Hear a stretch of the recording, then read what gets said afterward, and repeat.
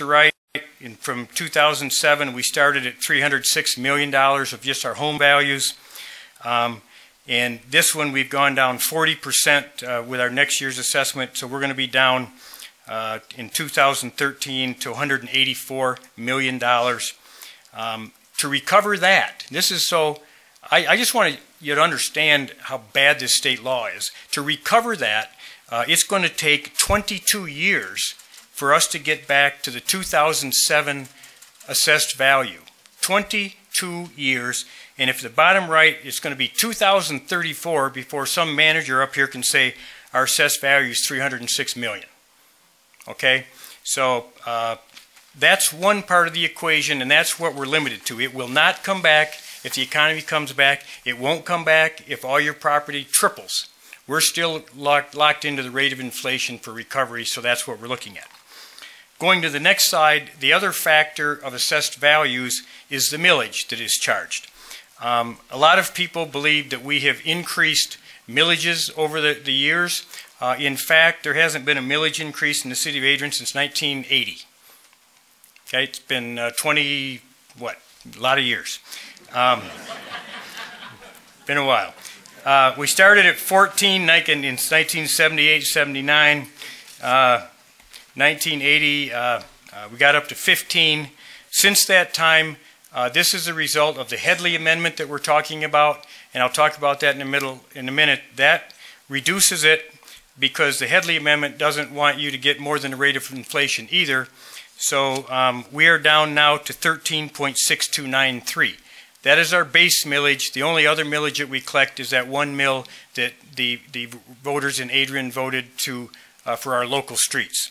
So that's the history of from 1978. So there's been no millage increase in the city of Adrian since 80, really. Okay, our next slide, that's really the discussion on what is going to happen with your real property values and so forth. State shared revenue we talked about very briefly in the introduction. That's sales tax that, again, that you pay here in Adrian. It goes to the state, and the state legislature decides how much of that every year they want to share with us. If you look at 2001, which is on the far left of the graph, we received just shy of $3 million that year. We received $2,944,000. This year, the state is sending us $1.8 million. Okay, so we are over $1 million. This is a year now, $1 million a year that they are funding us less. And I don't need to tell everybody here that if we had just one more million, we wouldn't be here tonight. We would not be here tonight if they funded us at the level of 2001. About 1.5 million of that is protected by the Constitution.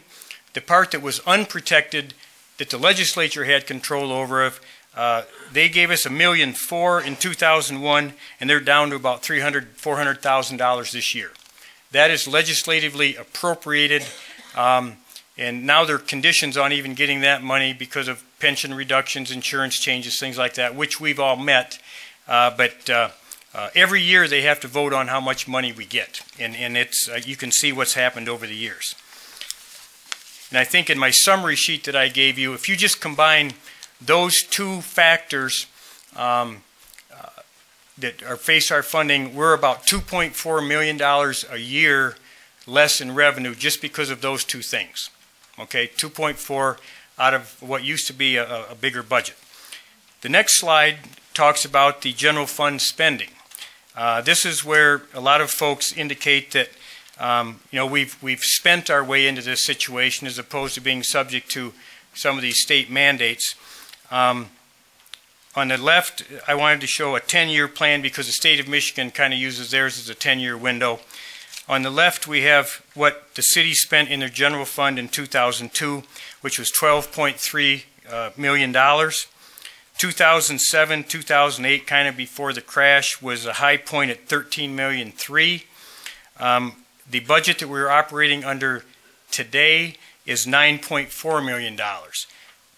That is without considering inflation, that is a 24% decrease in spending over the last 10 years. And from 2007 to 2008 to 2011, that is a 30% decrease over 10 years, we've had 20% inflation.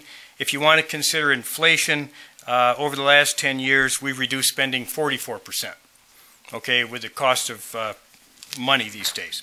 So I guess you can say we spent our way into this situation, but I think that the documentation, by the way, all these numbers are audited. They're on our website. You can see it all. We have cut spending, and in a minute we're going to show how that has happened. Did I miss my Headley Amendment stuff? Yes, I did. Okay, I'm going to talk very briefly about Headley. I was looking at all the graphs. In the Headley Amendment, is to explain the reduction of assessed values. That was passed in 1978. The purpose was to make sure that city revenues from property taxes will not increase more than the rate of inflation. You know, that's kind of laughable right now. We haven't had property values increase in a long time. The result is whenever property values do increase more than the rate of inflation, the state requires us to roll back or decrease the millage. I showed you the slide before where we have steadily decreased millage. That is because of various years since 1978, property values did go higher than rate of inflation, and so this requires us to roll it back. Over the years then, we've dropped about 1.4 mills because of that, and the impact now on our budget because of that rolled back millage is about $500,000 a year. The city has never asked for a Headley override to bring that money back up again. You've probably voted in school elections. Schools do it quite often to do Headley overrides. The city of Adrian has never asked to do that. The other slide is on Proposal A, which is the other thing we talked about. Proposal A is the consequence or the result of the graph that I showed you about the increase. And that purpose was to stop taxable values from increasing more than the rate of inflation, not to exceed 5%. And so, again, even if your property value, real money increases, the city cannot tax you as if anything more than the rate of inflation. At the same time, the law, they never, in my judgment, never assumed that property values would decrease. And so, once they decreased, they can decrease at the real rate. They can't decrease by the rate of inflation. They decrease all the way. So that's why we've lost 40% in residential values in the first 5 or 6 years. But to increase, you can only go up the rate of inflation. So it's kind of a double whammy. The bottom can drop out, but even if it recovers in a short period of time, the city does not, we're not allowed to capture that money coming back. Now, I think that is all. The only other slide I think was on personal property tax, Liz. Oh, did we have that one too? Okay. There we go. The other one, one of the reasons that we talked a little bit about property taxes or income taxes is that there are a number of entities in the city that do not pay any property tax. That constitutes about 20 to 25% of all the property in the city. I've listed to the right the entities that don't. Some people think that some of these entities do, in fact, pay taxes for services, but none of them do. Public schools, private schools, the local colleges, Bixby Hospital, obviously public county buildings, state buildings, churches. Most of that has been traditional, but we've had increases, obviously, in both Adrian College and Siena, and they've done wonderful things in increasing the kids that go to school there. They've been buying up, obviously, property that had been privately owned before. And I just put a note down there as an example. In Adrian College, for an annual basis, that costs us about $50,000 a year in revenue because of the property that's no longer on the tax rolls. Siena, to some lesser extent, they're probably less than $5,000. But we do provide services to them. But this is, again, state law. They're certainly entitled to it. But this is not unusual where you have a college town. It's very normal. U of M has the same situation. Eastern Michigan, Ferris State, a lot of entity or cities that have colleges are faced with this. we have a little bit of a double whammy because we are a county seat, so a lot of the governmental buildings and so forth land here and have services next to the jail or whatever, so we get hit a little bit on that as well. Again, we've touched a little bit on personal property tax. That is scheduled to be eliminated in 2014, 2015. As I indicated earlier, the legislature has decided not to fully replace the revenue. The formula that we've been shown so far means we're going to lose about $110,000 at least each year. And again, that will not stay in this coming fiscal year. It will be in the future years. So that is kind of my first look at how our main funding sources is. I'd like you to ask any questions about any of the charts, or if you have any comments, and I'll repeat your question and answer it before we go on how the city has responded to the loss of revenue. Yes, ma'am. Monica, is that an exception because it's a medical institution, or is that something that... The question is ProMedica. Why is that? And that is state law that it's a medical facility. It's a non-profit facility, and non-profit medical facility is exempted by state law. Yes.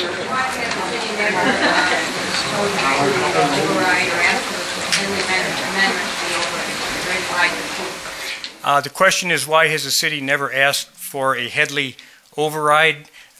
Frankly, because we lived within our means for all those years and we didn't need to. Why don't we do it now? The question is, why don't you do it now? That's one of the revenue options.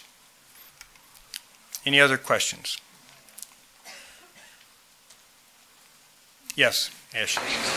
Your slide where you showed the recovery of the real property revenue over so many years. To be clear, is that dependent on the housing market actually rebounding at the same time, or is that something that you can't raise that without? No, that's assuming the property values come back. Okay, if they don't come back, obviously we won't get any increase. If property values, if the average home in Adrian keeps staying at $72,000, that's a great point, because if we don't have any increase, it won't increase at all. You know, well, I should say, in some cases now, in most cases, the SEV and the taxable are the same level. And with rate of inflation, we still could get that. But the main increase is only going to be if we have sales or new building in the city. It's a long time. Yes, ma'am. It seems that many of the problems are because of rules that have come from the state. And I'm wondering if you're in touch with the state government, if you're doing any advocacy, if you belong to any organizations that are statewide or municipalities that are banding together to make an impact on the state to save the municipalities, because if they fail, because we take them over, and do you see what I'm saying? Yes. The question is, what are we doing, if anything, to talk to our, legislators or trade organizations, the municipal league and so forth, because if not, the state's going to take them over like they do in Detroit. Of course, the city, we've been, frankly, frugal. We've made our cuts, and that's not going to happen here. But we are a member of the Michigan Municipal League. Our economic development director, Chris Miller, serves on a committee up there and talks regularly to those folks about the impact. All you got to do is Google cities in trouble. I saw Mount Pleasant the other day because of Central Michigan is looking at a local income tax. They just had a meeting last Wednesday to talk about that and have a study session. They looked at it a year ago. There are cities, there was a discussion that, only poor cities ask for income taxes. There are cities all over the state that they're having these same kind of discussions. We're just a little ahead of the curve. Have I talked to our legislators? Yes. We've talked to them. Frankly, I was told it's not that much. Like the loss of personal property tax, it's not that big a deal. It's only a couple of % of your budget. That's the way it is, and as you'll see in a slide in a minute, what they've been doing with their spending, I would feel fine if the state did the same cuts as we did. And I would say we're all in the same boat. I'll show you in a minute that that's not been the case. Yes, ma'am. Another point, as we call it, ownership, conversion from ownership to rental. Does that affect those that own a home?